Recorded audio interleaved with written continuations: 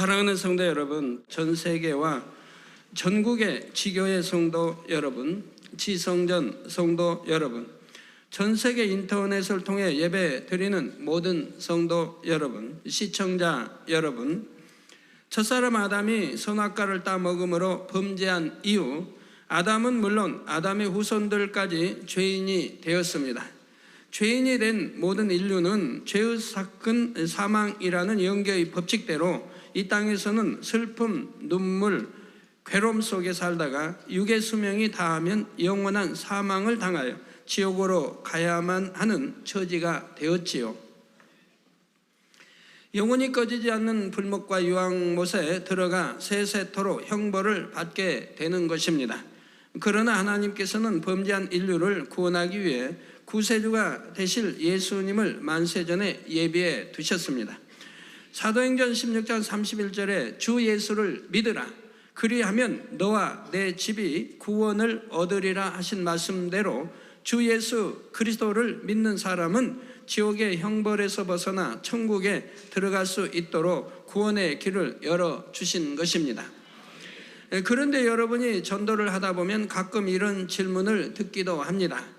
다른 종교도 많이 있는데 왜 꼭 기독교를 믿어야 합니까? 예수 그리스도를 안 믿어도 선하게만 살면 되는 것이 아닙니까? 하거나 역사적으로 훌륭한 위인들이 많은데 왜 꼭 예수님만 구세주가 될 수 있습니까? 질문하는 것이지요. 그러면 여러분은 이 질문에 답하실 수 있으십니까? 요한복음 14장 6절에 보면 예수께서 가라사대 내가 곧 길이요 진리요 생명이니 나로 말미암지 않고는 아버지께로 올 자가 없느니라, 즉 천국 갈 자가 없다라고 말씀하십니다. 사도행전 4장 12절에는 다른 이로서는 구원을 얻을 수 없나니 천하 인간의 구원을 얻을 만한 다른 이름을 우리에게 주신 일이 없음이니라 했지요. 사람이 나름대로는 아무리 선하게 살았다 해도 결국은 원죄와 자범죄가 있는 죄인이기에 죄의 삭신 사망의 형벌을 피할 수가 없습니다. 오직 예수 그리스도를 믿어야만 구원받을 수 있으며 또한 예수 그리스도만이 영계의 법칙에 따라 구세주에 합당한 자격을 갖추신 분이지요. 그러면 구세주가 될 수 있는 합당한 조건은 과연 무엇입니까? 오늘은 십자가의 도 8번째 시간으로 지난 시간에 이어 왜 예수님만이 우리의 구세주가 될 수 있는지를 증거합니다. 사랑하는 성도님들은 들으시는 말씀을 통해 경관 말씀의 반석 위에 여러분의 믿음을 건축하실 수 있기를 바랍니다. 또한 여러분이 만나는 모든 사람들에게도 예수 그리스도의 구세주 되심을 밝히 증거하여 많은 영혼들을 구원의 길로 인도할 수 있으시기를 주님의 이름으로 축원합니다. 사랑하는 성도 여러분, 또한 시청자 여러분, 죄에 빠진 인류를 구원하기 위해서는 아무나 구세주가 될 수 있는 것이 아닙니다. 바로 영계의 법칙에 의해 구세주로서 합당한 자격을 갖춰야 하지요. 구세주로서의 합당한 자격은 하나님께서 이스라엘 백성들에게 주신 율법 중 토지 무르기의 법칙에서 찾을 수가 있습니다. 그 내용은 이스라엘 백성들에게 분배된 토지는 하나님의 것이므로 영영이 팔 수 없는 것이며 혹여 땅 주인이 가난해서 토지를 팔았다면 땅을 판 사람의 근족이 대신 땅값을 지불하여 그 토지를 무르도록 정해 놓으신 것이지요. 첫사람 아담이 하나님의 명령을 거역하고 범죄했을 때 그 죄값으로 사람이 원수 마귀에게 팔리고 말았지요. 그러나 토지와 마찬가지로 흙으로 지음받은 사람 또한 하나님의 것이므로 영영이 팔 수는 없습니다. 누군가 자격을 갖춘 사람이 와서 죄값을 대신 지불해 주면 원수 마귀는 죄값으로 팔린 사람을 내어 놓아야 하지요. 그 자격이란 첫째로 사람이어야 합니다. 이스라엘의 토지 무르기 법칙에서도 팔린 땅을 되찾아 올 수 있는 사람은 토지를 판 사람의 근족이라야 합니다. 마찬가지로 사람의 죄값을 대신 지불하는 것도 영혼육을 가진 사람의 근족이라야 하는데 곧 천사도 아니고 짐승도 아닌 반드시 사람이라야 되는 것입니다. 그래서 예수님께서는 하나님의 아들이시면서도 육신을 입은 인간으로서 이 땅에 태어나신 것이지요. 구세주가 되기 위한 두 번째 조건은 아담의 후손이 아니어야 합니다. 아담의 후손은 모두가 원죄를 가지고 태어납니다. 만약 가난하여 토지를 판 사람에게 근족이 있다 해도 그 근족 역시 가난하여 돈이 없다면 팔린 토지를 되찾아올 수가 없습니다. 마찬가지로 원죄를 가지고 태어난 아담의 후손은 자기가 죄인으로 지옥에 가야 하는 처지이므로 다른 사람들의 죄를 대속할 수가 없지요. 그러나 단 한 분, 예수님만은 사람이시지만 아담의 후손이 아니십니다. 남자의 정자와 여자의 난자가 결합되어 잉태되신 것이 아니라 동정녀 마리아의 몸에 성령의 능력으로 잉태되셨기 때문입니다. 세 번째로 구세주가 되기 위해서는 원수 마귀를 이길 수 있는 힘이 있어야 합니다. 전쟁에서 적에게 잡혀간 포로를 구출하려고 해도 적을 이기고 포로를 되찾아올 수 있는 힘이 있어야 하지요. 영계의 법칙에서도 죄가 없는 것이 힘입니다. 아담 이후의 모든 사람이 원죄와 자범죄를 가진 죄인으로서 원수 마귀 사단에게 굴복해야 했지만 단 한 분 원죄도 자범죄도 없으신 예수님께서는 원수 마귀 사단의 사망 권세를 깨트리고 인류를 구원해 내실 힘이 있으셨지요. 여기까지는 지난 시간들을 통해 이미 증거한 내용입니다. 네 번째로 인류의 구세주가 되려면 목숨까지 줄 수 있는 사랑이 있어야 합니다. 형제 중에 동생이 빛으로 인해 벌을 받게 되었을 때에 부유한 형이 있어서 동생의 빚을 갚아주면 동생이 벌을 받지 않아도 된다 했습니다. 그런데 형이 아무리 부자라도 동생을 사랑하지 않는다면 아무 소용이 없습니다. 내가 이만큼 버느라고 얼마나 고생했는데 내가 왜 너 때문에 손해를 보아야 하느냐 하고 모른 채 할 것입니다. 그러나 형이 동생을 사랑하면 비록 자신의 큰 손해를 보게 된다 해도 동생의 빚을 갚아주려고 하지요. 토지 무르기의 법칙에서도 마찬가지입니다.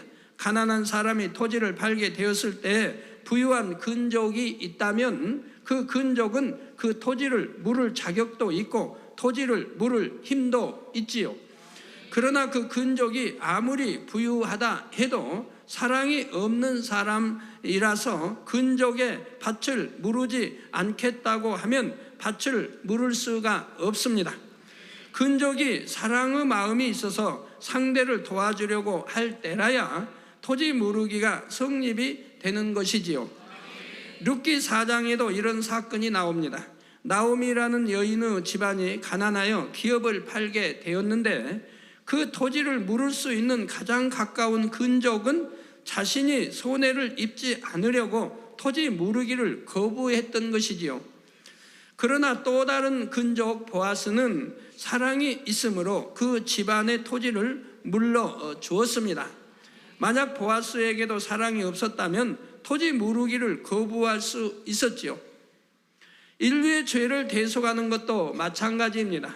예수님께서는 앞에서 살펴본 대로 인류의 죄를 대속할 수 있는 구세주의 세 가지 조건을 다 갖추셨지요.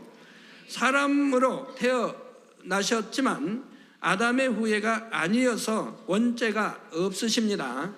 원죄도 자범죄도 없으시므로 능히 원수 마귀에게서 죄인들을 구원해낼 영적인 힘이 있으셨지요. 그러나 만일 예수님께서 사랑이 없으셨다면 인류의 죄를 대속해 주시지 않았을 것입니다. 구세주가 되어 인류의 죄를 대속하려면 엄청난 희생을 당해야 하기 때문입니다. 구세주가 되려면 반드시 죄인들을 대신하여 사망의 형벌을 받아야 하지요.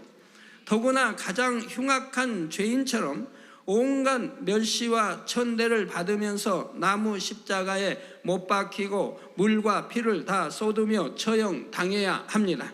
세상에는 죄인들을 처형하는 방법이 여러 가지가 있지만 영적으로 죄인들의 죄를 대속할 구세주는 단지 대신해서 죽기만 한다고 되는 것이 아니지요. 영계의 법칙에 따라서 반드시 나무에 달려야 하며 피를 흘리고 죽어야 합니다.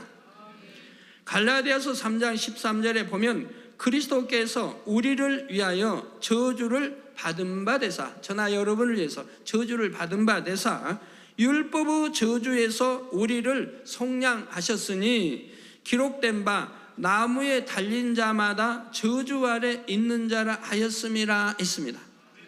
여기서 율법의 저주란 로마서 6장 23절에 나온 죄의 삭슨 사망이라는 영계의 법을 의미합니다.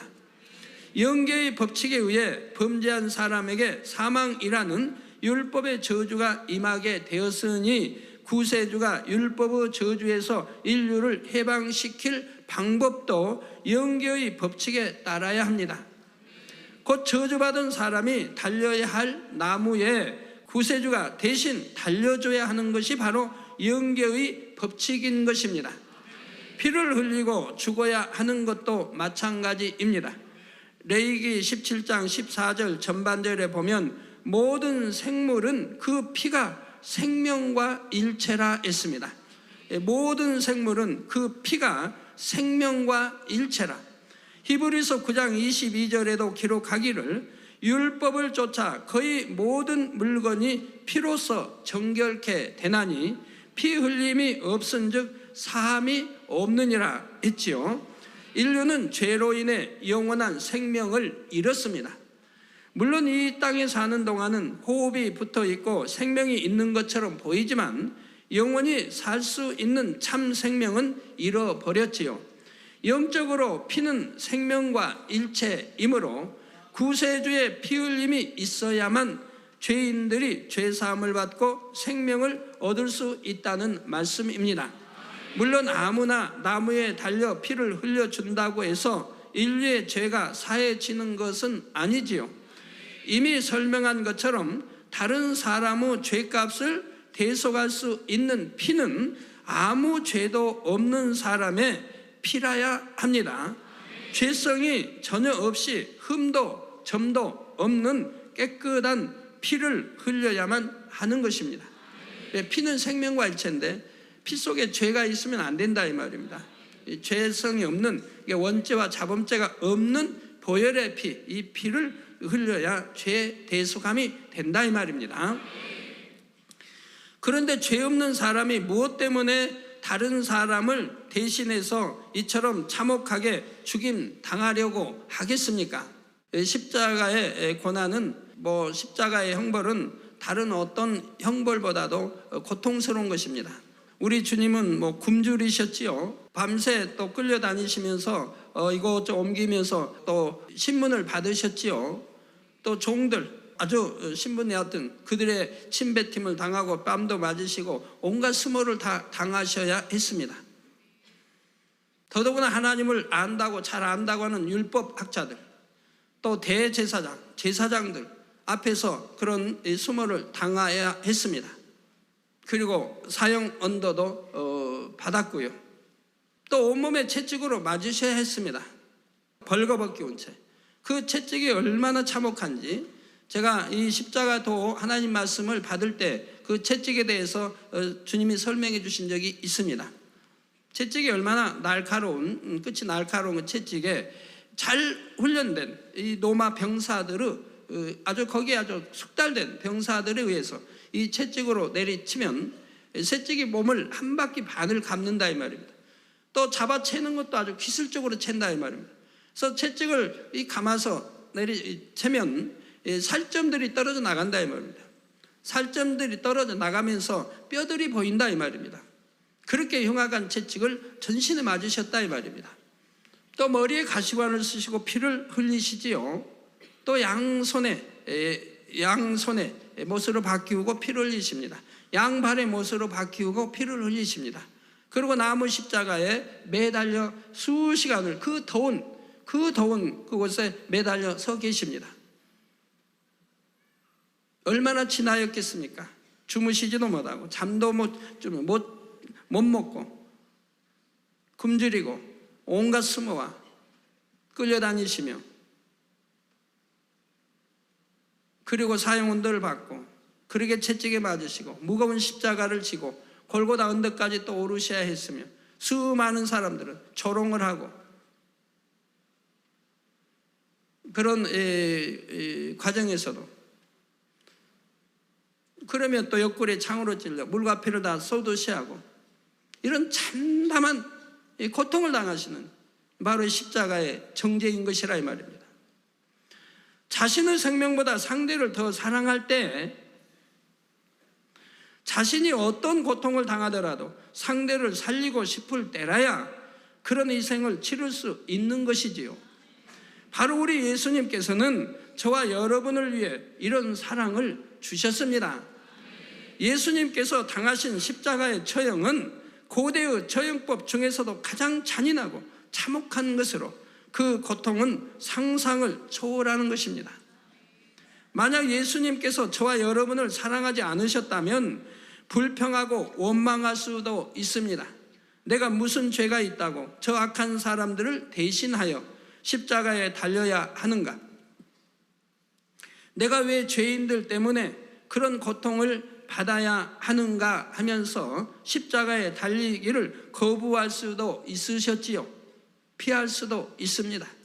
그러나 예수님은 저와 여러분을 사랑하셨기 때문에 묵묵히 고난의 길을 가셨으며 참혹한 나무 십자가를 지고 피 흘려 죽으셨습니다.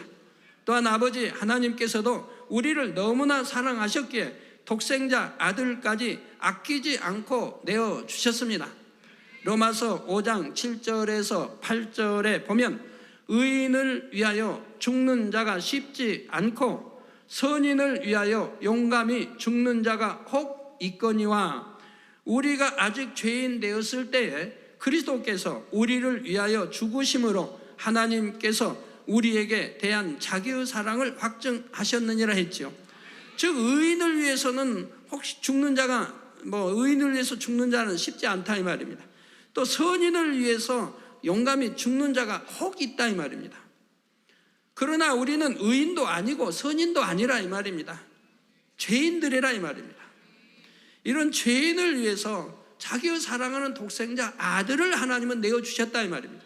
그리고 독생자 우리 주님은, 예수님은 하나님과 우리 인간 사이의 화목을 위해서 이 죄를 헐어버리고 화목되게 하기 위해서 화목 제물로 이런 고난을, 참한 형벌을 받으셨다 이 말입니다. 그렇기 때문에 하나님을 사랑의 하나님이라고 하는 것이라 이 말입니다. 그냥 사랑의 하나님이 아니라 이런 사랑을 우리에게 주셨기 때문에 하나님을 사랑의 하나님이라 하시는 것이고, 우리 주님을 사랑의 주님이라고 하시는 것이라 이 말입니다. 그래서 이렇게 독생자까지 화목제물로 죄인들 위해 주시면서 하나님이 저나 여러분을 얼만큼 사랑하신다고 하는 것을 확증시켜 주셨다 이 말입니다. 이런 비유를 한번 생각해 보시기 바랍니다. 한 나라의 왕에게 너무나 사랑스러운 외아들이 있습니다. 또 여러분들이 자신이 한번 왕이 돼 보세요. 나도 사랑스러운 외아들이 있는데, 그런데 그 백성들 중에 흉악한 살인자가 있어서 법에 따라 사형을 당하게 되었습니다. 이 살인자가 살아날 수 있는 방법은 죄 없는 사람이 대신하여 죽는 것입니다. 그러면 세상 어떤 왕이 그 살인자를 살리기 위해서 죄 없는 자기의 외아들을 죽음에 내어 주겠습니까? 인류 역사상 그런 사람은 하나도 없었습니다. 결코 그럴 수는 없지요. 그런데 하나님은 그렇게 하셨습니다. 이 땅의 왕들과는 비교도 할 수 없는 창조주 하나님께서 죄인된 인류를 구원하시고자 죄 없는 독생자를 사망의 형벌에 내어 주신 것입니다. 흠도 티도 없으신 독생자 예수님을 우리를 위해 십자가에 내어 주심으로 우리에 대한 너무나 큰 사랑을 증명하셨지요. 예수님께서 죄인들의 손에 붙잡혀 채찍에 맞으시고 나무 십자가에 못 박혀 죽으셨을 때 아버지 하나님의 마음은 어떠하셨을까요? 지극히 사랑하는 독생자가 고난을 당할 때 이를 보시는 아버지 하나님의 마음 또한 찢어지는 고통을 당하셔야 했습니다. 그럼에도 불구하고 죄인들을 구하기 위해 독생자 아들을 내어주시고 모든 슬픔과 희생을 감당하신 것입니다. 세상의 죄인들을 위해 이러한 사랑을 줄 수 있는 사람은 없습니다. 물론 드물기는 하지만 선한 사람을 위해 혹은 서로 사랑하는 사이에서 상대를 대신하여 생명까지 희생하는 감동적인 이야기가 전해지는 경우는 있지요. 그러나 자신과 전혀 상관없는 흉악한 죄인을 위해 아무 조건 없이 생명을 내어줄 수 있는 사랑은 세상에 없습니다. 더구나 나는 상대의 병을 고쳐주고 사랑하며 선으로만 대해주는데도 나를 미워하고 욕하며 죽이고자 한다면 그런 상대를 대신해서까지 참혹한 형벌을 받겠다 할 사람은 없지요. 그러나 예수님만은 그렇게 하셨습니다. 너무나 큰 사랑이 있으셨기에 죄인들을 위해 십자가 고난의 길을 가셨으며 물과 피를 다 쏟으시고 죽으셨습니다. 사랑하는 성도 여러분, 요한일서 4장 10절에 사랑은 여기 있으니 우리가 하나님을 사랑한 것이 아니요 오직 하나님이 우리를 사랑하사 우리 죄를 위하여 화목제로 그 아들을 보내셨음이니라 했습니다. 우리를 구원하신 아버지 하나님의 사랑과 주님의 사랑은 세상 어떤 사랑과도 비교할 수가 없습니다. 우리의 생명과 소유를 다 드린다 해도 그 은혜를 능히 갚을 수가 없는 것이죠. 그렇기 때문에 이 사랑을 중심에서 깨달은 사람들은 온갖 핍박을 받으면서도 결코 주님의 이름을 부인하지 않으며 끝내는 생명을 들여 순교에 이르기도 하는 것입니다. 우리가 이 사랑을 안다면 세상 어떤 부귀와 명예를 얻는다 해도 하나님의 사랑을 저버릴 수는 없습니다. 어떠한 핍박이 온다 해도 주님의 사랑을 저버릴 수는 없으며 부모, 형제나 자녀 혹은 남편이나 아내를 하나님과 주님보다 더 사랑할 수는 없지요. 물론 주님을 사랑하는 만큼 가정이나 다른 사람들은 사랑하지 않는 것이 아닙니다. 주님 안에서 이전보다 더 진실하고 더 깊은 영적인 사랑을 이루게 되지요. 세상의 사랑은 아무리 생명 다해 사랑한다 말해도 결국은 자기의 유익을 쫓아 사랑하는 것이고 시간이 지나면 변질되는 것을 봅니다. 가령 한창 연애할 때는 영원히 당신만 사랑합니다, 내 생명보다 더 사랑합니다 고백하기도 하죠. 그래서 고백의 내용이 얼마나 많이 있겠습니까? 또 시적인 표현, 사실 또 시를 읽으면서 또 친구들에게 물어가면서 어떤 표현이 가장 좋겠느냐 해가지고 배워가지고 암송해서 또 고백하는 사람들이 많습니다. 연애할 때요. 그럼 그 사랑의 고백이 그 고백할 때만은 참이었을 것이라 이 말입니다. 뭐 버리기 위해서 했다면 알지만 정말 사랑해서 뭐 결혼하려고 마음 가지고 고백했다면 그 고백은 참이었을 것이라 이 말입니다. 그러나 이렇게 뜨겁게 사랑하던 사람들도 시간이 지나면 그 사랑이 식어지고 변질되어 헤어지는 경우가 많이 있습니다. 서로 헤어진 후에는 또 다른 상대를 만나서 당신만을 사랑합니다 고백하지요. 오랫동안 사랑해서 마침내 결혼까지 했다 해도 연애할 때와는 태도가 달라집니다. 연애 시절에는 하루 종일 함께 있어도 집에 돌아오면 몇 시간씩 전화로 대화를 나눴는데 결혼한 후에는 권태기란 말이 나옵니다. 연애할 때 뭐 눈이 오든 뭐 눈보라가 친다 해도 서로 데이트하면서 상대 코트에 포켓 집어넣고 다정하게 안고 데이트도 합니다. 춥다 하지 않냐고 자기 코트 벗어서 또 상대에게 입혀주기도 하고 얼마나 사랑스럽게 하루 종일 만나서 대화를 해도 헤어지고 나면 또 집에 오면 또 보고 싶습니다. 또 그립습니다. 그래서 또 전화를 합니다. 전화는 통화는 짧게, 그런데도 뭐 그냥 30분, 1시간, 2시간 또 합니다. 그리고 다음 또 만날 또 약속을 합니다. 그렇게 사랑했는데 어찌하여 결혼하고 나면 얼마 있지 않아서 권태기란 말이 나오느냐 이 말입니다. 권태기란 말은 싫어진다는 증표 아닙니까? 싫어진다는 말 아닙니까? 내가 결혼을 잘못했구나 라는 후회감이 들기도 하고요.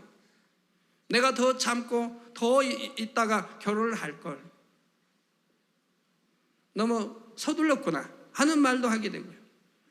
직장에 가면 친구들이 너 뭐 꽤 소금 맛 뭐 얕은 뭘 말들 하죠. 그러면 또 뭐라고 답합니까? 나처럼 결혼 빨리 하지 말고 더 심사숙고해서 하라고 또 이렇게 조언까지 해주죠. 아니면 결혼하지 않고 그냥 홀로 사는 게 편하다, 난 괜히 결혼 이렇게 빨리 했다, 결혼했다 말들을 사실 많이 합니다. 왜 권태기란 말이 나오는 것입니까? 결혼 전에는 서로의 유익을 먼저 구해줬는데 이제는 자기 유익을 먼저 구하며 무슨 문제가 생기면 서로 상대의 탓을 하지요. 그러니까 사랑이 변질되는 이유가 뭡니까? 하나님 말씀대로 사랑이라고 하는 정의를 모르죠. 세상 사람들은 사랑은 주는 것이라 이 말입니다. 자기의 유익을 구치 않고 주는 거. 사랑은 주기만 하면 된다 이 말이에요. 받으려고 하니까 문제가 생긴다 이 말이에요. 받으려고 하는데 내 마음대로 내 생각대로 주어지지 않기 때문에 갈등을 겪는다 이 말입니다. 그리고 힘들어한다 이 말입니다. 사랑한다면 줘버리라 이 말입니다. 그냥 주라 이 말이에요. 사랑은 뭐 끝없이 얼마든지 줄 수 있는데, 아이고 그러면 혼자만 주고 받지 못하면 손해 아닙니까? 왜 손해입니까? 내가 사랑하기 때문에 주는 건데 왜 손해입니까? 사랑 안 하는데 준다는 건 거짓이지만 내가 사랑한다면 얼마 줄 수... 여러분 부모들이 자녀들에게 필요한 거 주는데 아까웠습니까? 자녀들에게 사랑을 주는데 왜 힘들든가요? 부모가 자녀를 사랑한다면 사랑을 줄 때 행복하지요. 사랑을 주니까 행복하지 손해 가는 게 아니라 이 말입니다. 자녀는 아무것도 철없어서 사랑을 부모에게 안 준다 할지라도 부모는 내가 사랑하는 자녀에게 사랑을 줄 때 행복을 느낀다 이 말입니다. 그리고 받으려고 하지 않고 그냥 준다 이 말입니다. 그러니까 행복하다 이 말입니다. 손해 가는 게 아니라 이 말이에요. 이게 사랑했기 때문에 사랑하면 주라 이 말입니다. 받으려고 하지 말라 이 말입니다. 쌍방이 서로 주기만 한다면 그 가정이야 영적인 너무너무 아름다운 가정이죠. 그러나 한쪽만 준다 해도 그냥 주라 이 말입니다. 그러면 주 안에서 하나님 진리를 쫓는 것이기 때문에 결국은 하나님이 상대도 주관해 주셔서 다시 사랑을 받기만 하는 게 아니라 줄 수 있는 사람으로 변화시킬 수 있는 능력이 하나님께는 있다 이 말입니다. 그래서 결국은 화평한 아름다운 가정을 이룰 수 있다 이 말입니다. 주님 오실 때까지 살아야 되는데 화평하게 살아야지, 다투고 행복치 못하게 사는 것도 얼마나 힘든 일입니까? 그래서 자기의 유익을 구하려고 하기 때문에, 사랑도 받으려고 하기 때문에 어떤 문제가 생기면 서로 상대의 탓을 하지요. 사랑을 주면 상대의 탓하지 않고 잘못이 있어도 내 잘못 아니어도 내 탓이라고 해버리는데, 그리 않기 때문에 내가 잘못해도 상대의 탓, 상대가 잘못해도 상대의 탓, 항상 상대의 탓으로 돌리려고 하니 무슨 문제가 해결이 되겠습니까? 항상 불만이 있죠. 감정이 있죠. 오해가 있죠. 힘든 마음을 가지고 살아가야 하지요. 그러다가 결국은 원수처럼 사이가 나빠져서 이혼에 이르는 경우도 있는 것을 봅니다. 부모와 자녀 사이에서도 마찬가지입니다. 자녀들이 어릴 때는 세상에서 부모님을 제일 사랑하며 평생 효도하고 살 것 같은데 장성하여 배우자와 자녀가 생기면 부모님은 뒷전이 되는 경우가 많습니다. 가난하고 병든 부모님을 부양하기 싫어서 형제들끼리 다투는 일도 생기고 여러 가지 비극적인 일이 생기기도 하지요. 부모의 사랑도 어찌 보면 자신의 모든 것을 희생하며 자녀를 위해 헌신하는 것 같지만 이 또한 자신의 유익에 맞지 않을 때는 변질됩니다. 자녀가 장성하여 부모 자녀 사이에 의견 충돌이 생기고 자녀가 부모를 심히 서운하게 만들면 인연을 끊다시피 하는 일도 생기지요. 그러나 하나님의 사랑은 변질되는 사랑이 아니고 자기의 유익을 구하는 사랑이 아닙니다. 하나님께 불순종하고 대적하는 죄인들을 위해서 독생자 아들까지 내어주신 사랑이며 자신들을 위해 오신 구세주를 조롱하고 못 박아 죽이는 죄인들에 대해서도 저들을 용서하여 주옵소서 간구하시면서 생명까지 다 내어주신 진실한 사랑이지요. 주 안에서 믿음의 형제끼리 서로 사랑하는 영적인 사랑 또한 세월이 갈수록 더 깊어지고 더 아름답게 승화되는 사랑입니다. 자기 유익을 구하지 않으며 상대를 위해 생명까지 희생할 수 있는 사랑이지요. 그러니 우리 성도님들은 주님을 사랑하게 될수록 부부간에도 더 상대의 유익을 구하고 섬겨주며 부모님께도 더 마음을 다해 영육간에 섬겨드림으로 갈수록 더 화목하고 행복한 가정을 이루는 것입니다. 사랑하는 성도 여러분, 지금까지 예수가 우리의 구세주가 되실 수 있는 4가지 조건에 대해 증거했습니다. 예수님께서는 사람으로 이 땅에 태어나셨고 아담의 후예가 아니시며 죄가 없으심으로 원수 마귀를 이길 힘이 있으십니다. 그리고 생명을 줄 수 있는 사랑으로 십자가에 못 박히고 피 흘려 죽으심으로 저와 여러분의 죄를 대속해 주셨지요. 그러면 이제 우리는 어떻게 해야 합니까? 예수님께서 죄인들의 죄를 대속하기 위해 죽으셨지만 그렇다고 해서 모든 사람들이 구원받는 것은 아닙니다. 예수님께서 구원의 길을 열어놓으셨다 해도 사람이 그 길로 가지 않고 계속해서 멸망 길로 간다면 그는 결국 멸망에 이르게 되지요. 전도자의 말을 믿고 구원의 길로 나올 때라야 구원을 받을 수가 있습니다. 예수 그리스도를 구세주로 믿는 믿음이 우리를 구원의 길로 인도하는 것이지요. 그러면 우리가 예수 그리스도를 믿는다고 해서 어떻게 구원의 길로 갈 수 있는 것입니까? 이에 대해서는 다음 시간에 증거하겠습니다. 결론을 말씀드립니다. 사랑하는 성도 여러분, 또한 시청자 여러분, 요한복음 3장 16절에 보면 하나님이 세상을 이처럼 사랑하사 독생자를 주셨으니 이는 저를 믿는 자마다 멸망치 않고 영생을 얻게 하려 하심이니라 했습니다. 인류 역사상 아무리 위대하고 훌륭한 사람이라도 예수님 외에는 구세주의 4가지 조건을 모두 충족시킬 수 있는 사람은 없습니다. 오직 예수님만이 구세주의 모든 조건에 합당하시며 죄인 되었던 저와 여러분을 사랑하심으로 우리가 받아야 하는 사망의 형벌을 대신 받고 죽으셨지요. 하나님께서는 맨 처음 인간을 창조하시기 전부터 이미 구세주 예수 그리스도에 대한 계획을 갖고 계셨습니다.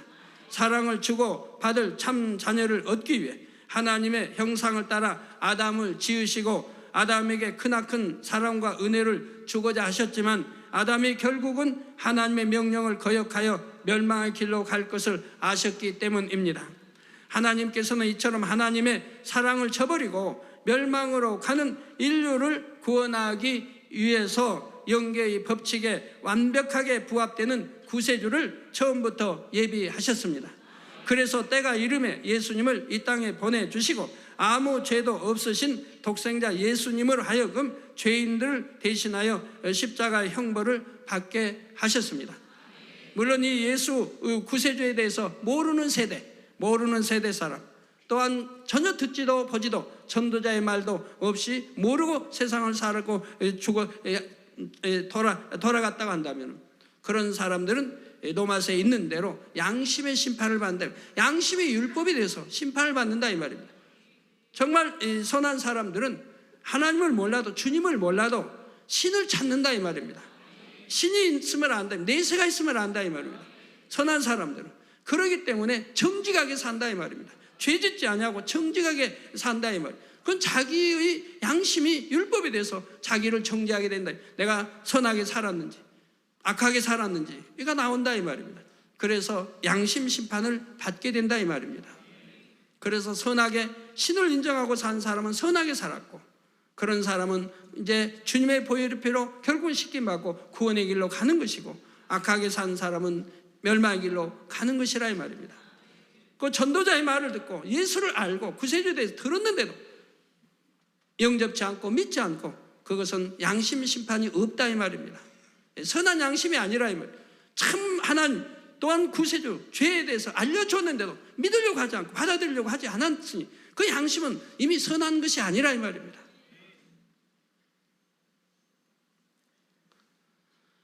그래서 죄인들을 대신하여 십자가 형벌을 받게 하셨습니다. 우리에게 구원의 길을 열어주시고자 사랑하는 독생자의 생명으로 우리 생명의 값을 치러 주신 것입니다.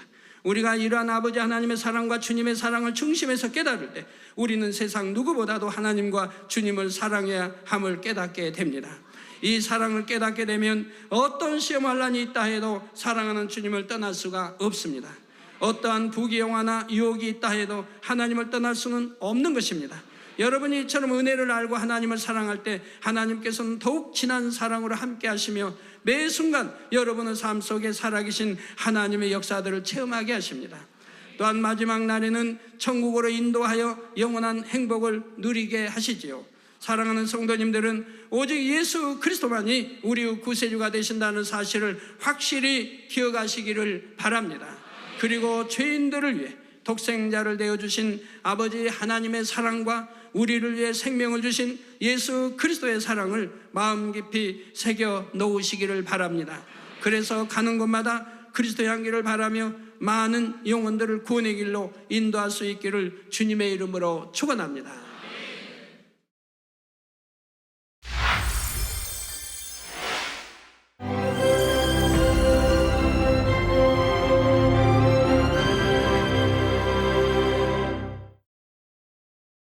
할렐루야. 전능하신 사랑의 아버지 하나님, 이 시간 기도받는 모든 성도님들 위해 안수하여 주옵소서.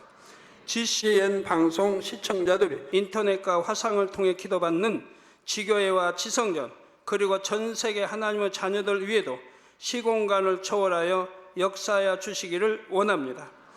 믿어지는 믿음을 주시고 부정적인 생각과 의심의 세력을 물리쳐 주옵시며 모든 시험 환난도 물리쳐 주옵소서. 머리부터 발끝까지 오장육부 뼈 마디마디 온몸의 신경 조직 세포 등 아픈 곳마다 성령의 불로 태우시고 근본의 빛으로 역사하여 주옵소서. 예수 그리스도의 이름으로 명하노니 원수마귀 사단 모든 질병 균 연약함아 물러가라. 빛이여 임하라. 모든 불치 난치병도 성령의 불로 태워 깨끗게 하여 주옵소서. 말라리아를 비롯한 모든 풍토병도 물리쳐 주옵소서. 감기, 기침, 열, 몸살, 독감 등 각종 유행성 질병도 다 물러가라. 어떠한 유행성 질병 균도 틈타지 않게 지켜 주옵소서. 위암, 폐암, 간암, 유방암, 자궁암, 대장암, 피부암 등 각종 암과 에이즈, 백혈병, 뇌졸중, 고혈압, 저혈압, 심장병, 폐병, 위장병, 당뇨, 부인병, 피부병, 갑상선 질환과 모든 염증도 깨끗게 하여 주옵소서. 소아마비, 중풍, 관절염, 디스크도 온전케 하여 주옵소서. 요통, 두통, 신경통을 비롯한 모든 통증은 사라질지어다. 간질, 자폐증, 우울증, 조울증, 노이로제 등 모든 정신질환도 물러가라. 모든 마비된 것도 풀어지고 일어나 걷고 뛸지어다. 눈도 잘 보이게 하옵시고 귀도 잘 들리게 하여 주옵소서. 소경은 눈을 뜨고 기머거리는 들으며 벙어리는 말할지어다. 각종 사고 후유증도 깨끗게 하시고 부러진 뼈도 붙여 주옵소서. 화상 입은 것도 온전케 하옵시고 화기암 물러가라. 열도 물러가라. 아버지 흉터 나지 않게 역사해 주시기 원합니다. 마약을 비롯하여 각종 약물과 독극물 중독도 깨끗함을 입을지어다. 죽은 신경과 세포가 살아나며 죽은 자도 살아나게 하여 주옵소서. 잉태의 축복도 주시기를 원합니다. 잉태의 축복을 받으라. 예수 그리스도의 이름으로 명하노니 원수마귀 사단아 하늘 공중 곳에 잡은 악의 영들아 물러가라. 그의 사자들도 물러갈지니라. 이 땅의 악한 영, 더러운 영, 거짓되고 간사한 영, 의간질하고 미혹하는 모든 어둠들은 물러가라. 모든 흉악의 결박을 풀고 어둠아 물러가라. 빛이여 임하라. 아버지 하나님, 부르짖어 기도할 수 있는 능력을 주시고 죄를 버리고 성결될 수 있는 능력을 주옵소서. 영원히 잘됨같이 범사에 잘되게 하시고 가정의 복음화도 이루어 주시기를 원합니다. 한 주간도 모든 사고와 재앙으로부터 지켜주시고 불통이 없는 형통한 삶을 살 수 있도록 축복해 주옵소서. 성령의 불담으로 천군 천사와 주님의 불꽃 같은 눈동자로 모든 하나님의 자녀들과 가정, 일터, 사업들을 지켜주시기를 원합니다. 학생들에게 지혜와 명철을 더하시고 공부할 수 있는 뜨거운 마음과 열정도 더하여 주옵소서. 마음과 생각을 세상에 빼앗기지 않도록 지키시고 하나님을 뜨겁게 사랑하는 학생들로 축복하여 주옵소서. 하나님의 자녀들이 먹으나 마시나 입으나 무엇을 하든지 하나님 앞에 영광 돌리는 삶이 되게 축복하여 주시기를 원합니다. 나는 하나님을 만났노라, 체험했노라, 응답 받았노라, 축복 받았노라 간증하는 입술이 되게 역사하여 주옵소서. 아버지 하나님 감사합니다. 홀로 영광 받으옵소서. 우리 주 예수 그리스도의 이름으로 기도하옵나이다. 아멘.